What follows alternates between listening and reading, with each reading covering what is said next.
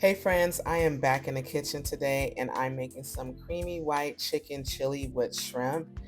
This is perfect for soup season, the fall season. Besides this chili, I'm going to also be making some cornbread. Now, this is actually the easiest part because it's Jiffy Mix and I'm a fan of Jiffy Mix. So I'm going to show you all the tips and tricks that I use. This recipe is on my website at Plus Size in Chicago. So let's go ahead and get started.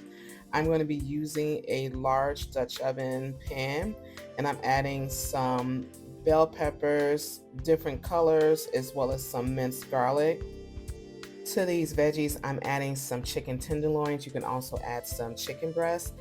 I'm also adding a seasoning combination of oregano, cumin, thyme, black pepper, and seasoning salt.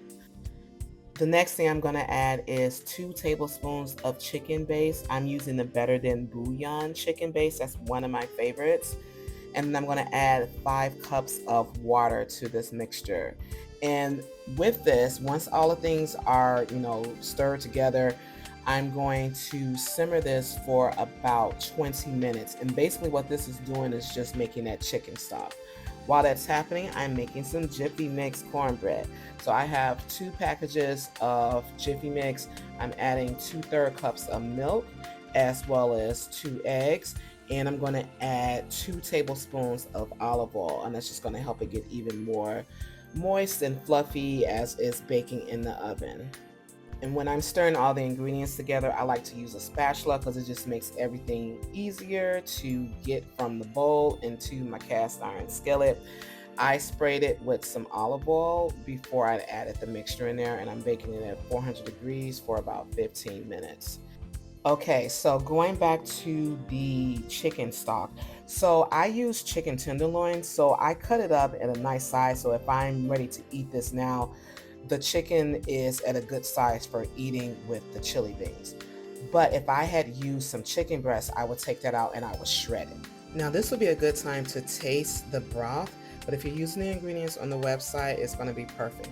So let's get to these chili beans. So I'm using 3 cans of white chili beans from Bush's Best, and it has the mild chili sauce in it. Do not drain that sauce. It is perfect. You want to keep it in there. So you're going to stir the beans in there and then you're going to let that simmer for 20 minutes. So the next thing I'm doing is getting my shrimp together. So I've rinsed those off, patted them dry, and added some olive oil. And I'm adding some of the Kinder's Chili Verde to keep that like Mexican flavor to it.